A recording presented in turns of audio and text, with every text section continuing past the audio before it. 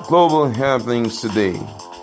We communicate, we analyze global news. Stay tuned.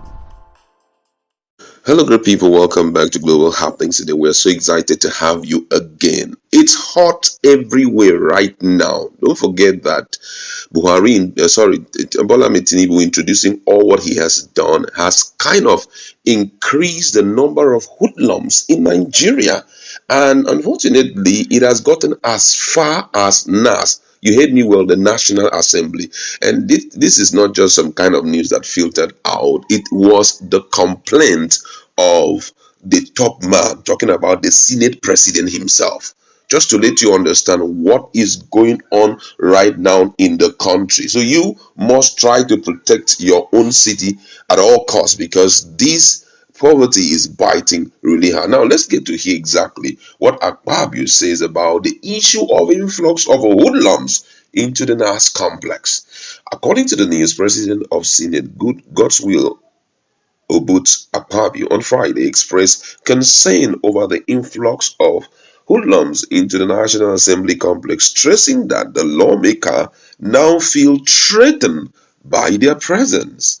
He said as the 10th NAS settles down for legislative activities, hoodlums and people who do not have any businesses in the premises loiter all over the Senate and Reps wing, begging and constituting a security breach against lawmakers and staff of the National Assembly. Akpabio spoke while hosting members of the National Assembly Service Commission who paid a courtesy call on him at the NAS complex in Abuja.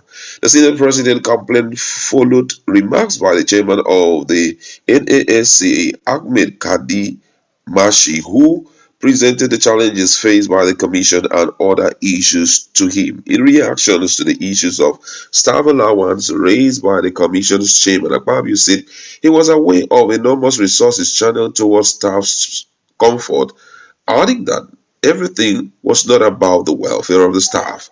Decrying the infrastructural decay, filthiness, and insecurity at the complex, the senior president said there were cases of lawmakers losing their phones, that's telephones, and other valuables to hoodlums who positioned themselves at strategic places and in front of offices. He also lamented the infrastructural rot and untidy environment in which the 10th Assembly operates. According to his words, and I quote, he said, "We are aware that the entire complex is under renovation. We must also look after the environment. It is not all about the staff. We would like to see a cleaner environment and a secure complex. A lot of senators have lost their telephones because of influx of people into the complex." He emphasized that the National Assembly remained the symbol of democracy, stressing that the 10th Senate is poised to make history through legislation. Eliama, she congratulated the Senate President and Deputy Senate President, saying they were experienced public officers. He appealed to lawmakers to send the list of the legislative aids for documentation by September. Let us finish the issue of legislative aids. Now, this is quite interesting, and I must say that the begging and also the influx of hoodlum, as complained by the Senate President, for now is just tip of the iceberg, because more of it is going to come. Nigeria is already in a situation where we can't precisely predict what the future will look like.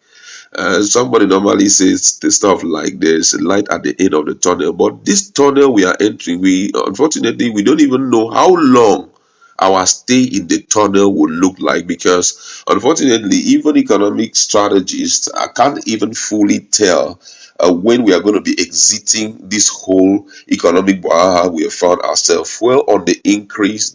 The government cannot tell Nigerians what they intend to do to reduce the financial pressure, economic pressure on Nigerians. People now are suffering bitterly. We've never experienced it this way. Imagine, a lot of people are even selling out their cars.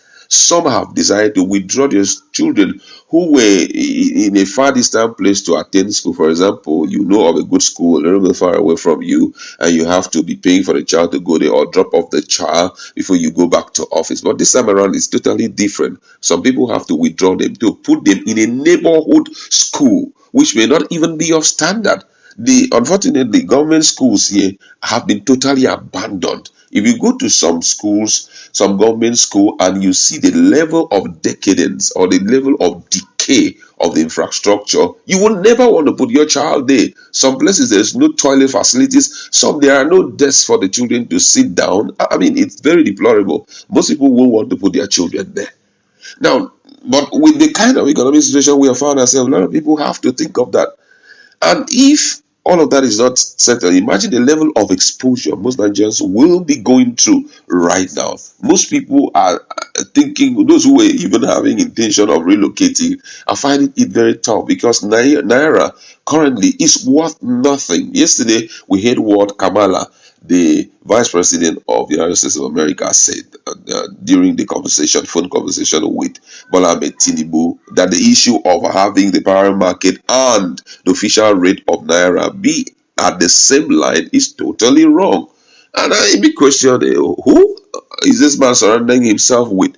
You know, when during that period when Tinubu went for, I think, Chatham House to have a discuss with the people to present his manifestos and all of that, this issue of calling people to answer some of the questions, a lot of people were very excited about it. That it means that it's going to be an all-inclusive governance. We are going to enjoy people, giving their. But no matter what, the man who is the boss needs to have a path, needs to know where he is going.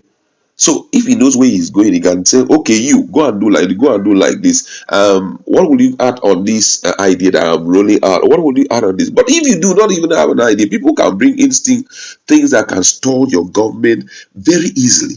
And that is where we are finding ourselves right now. Nigerian economy is sinking. We are watching it, and it seems nobody can even salvage us out of where we are. Look at the issue of increase in fuel prices. I just learned from a friend that in Lagos State, all the traders are expected to be paying taxes and all of that. Increase in the transport fee, university are increasing their tuition fees and all of that. Put this together, you realize that the income of Nigerians can't even suffice. The president is now talking about giving Nigerians 8,000 naira. Now, what are the parameters you're going to be using to give them this amount of money? Apart from that, how about the business people? How do you think they are going to survive? These are some of the things that should have changed the narrative, but unfortunately, they're not doing it. That's why we are seeing increase in crime rate in the country. Today, as I'm talking to you, the issue of kidnapping is like it's the order of the day. We heard of one young man in Anambra State. Thing is a traditionalist who was kidnapped. From what we have seen on the media, they paid as much as 215 million naira to bring the guy out. According to the info, they say they demanded 200 million.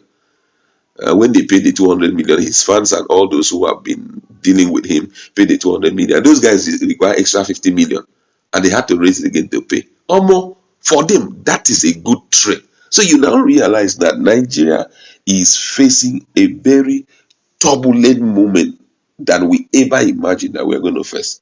We are hopeful that these guys will not look at the so-called disadvantaged Nigerians who have opted for crime rather than hard work, would target the big boys who are eating the Nigerian money and go after them and to come for the less privileged who are even striving to survive. That's where we like to leave it. Let's meet in our conversation. What's your position on the issue of influx of people to steal from the